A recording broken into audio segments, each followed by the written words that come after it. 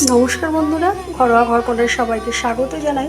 বন্ধুরা, আজ আমি করব এই যে মৌরালা মাছ। এই মৌরালা মাছের চচ্চড়ি, আলু বেগুন দিয়ে চচ্চড়ি। তার ক্ষেত্রে আমি কিছু পরিমাণ মৌরালা মাছ নিয়ে নিয়েছি। এখানে আলু আর বেগুন কেটে নিয়েছি সরু সরু করে। এখানে পেঁয়াজ কুচি করে নিয়েছি, এখানে টমেটো কুচি, এখানে নুন, হলুদ এবং একটুখানি লাল লঙ্কার গুঁড়ো।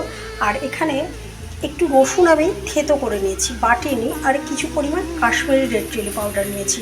এখন আমি সবার প্রথমে মাছটাকে নুন হলুদ দিয়ে মাখিয়ে ভেজে নেব। বন্ধুরা, কড়াইয়ে তেলটা বসিয়ে দিয়েছি। এখন অল্প অল্প করে আমি মাছগুলো একবারে ভেজে নেব। বন্ধুরা, এই যে আমার মাছটা ভাজা হয়ে গেছে। এখন আমি কড়াই আরেকটু কিছু পরিমাণ তেল দিয়ে দিয়েছি এবং কালো জিরে দিয়ে দিলাম।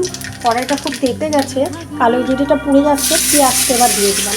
পেঁয়াজ এবং রসুনটা আমি দিয়ে দিলাম। এটা একসঙ্গে ভালো করে একটু সেদ্ধ হতে থাকবে। ভাজা ভাজা লাল লাল একটু ব্রাউন কালার হবে। তারপর আমি টমেটো বা অন্য কিছু দেবো। বন্ধুরা, পেঁয়াজটা অনেকটা একটু লাল লাল হয়েছে। এখন আমি টমেটোটা দিয়ে দেবো। টমেটোটা দিয়ে লবণটা দিয়ে দেবো, যাতে টমেটোটা তাড়াতাড়ি গলে যায়। পুরো আমি লবণটা দিয়ে দিলাম এবং হলুদটাও আমি এখন দিয়ে দেবো, যাতে টমেটো পেঁয়াজটা ভালো করে গলে যায়।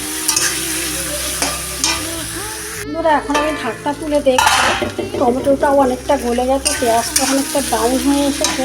এখন আমি এই লাল লঙ্কার ঝাল লঙ্কার গুঁড়োটা এবং কাশ্মীরি রেড চিলি পাউডারটা দিয়ে দেবো। একটু নাড়িয়ে আমি আলু আর বেগুনটা দিয়ে দেবো। এখন আমি এই আলু, বেগুন এবং কিছু কাঁচা লঙ্কা চিড়ে রেখেছি, সেটা দিয়ে দেবো। ভালো করে নাড়িয়ে আমি ঢেকে দেবো।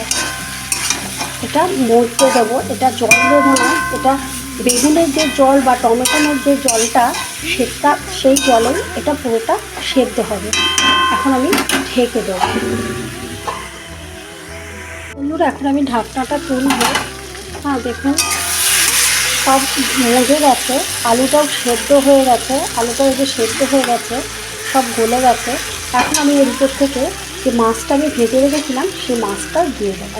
বন্ধুরা, এই মাছটা শুধু মৌরলা মাছের চচ্চড়িটা খেতে কিন্তু দারুণ লাগে, খুবই সুন্দর লাগে। আমার ঘরে সবাই ভালো খায়, আমি করিও সেই জন্য।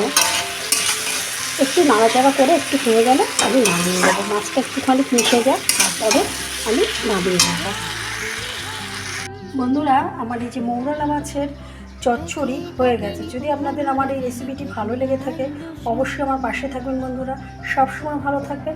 আজকের মতো শেষ করছি, আবার নেক্সট কোনো ভিডিওতে দেখা হবে। ততক্ষণে যদি বন্ধুরা ভালো থাকুন, সুস্থ থাকুন। আর বন্ধুরা, আমার ইউটিউব চ্যানেল ঘরোয়া ঘরকন্যা নামেই আছে, প্লিজ সাবস্ক্রাইব করে আমার পাশে থাকবেন এবং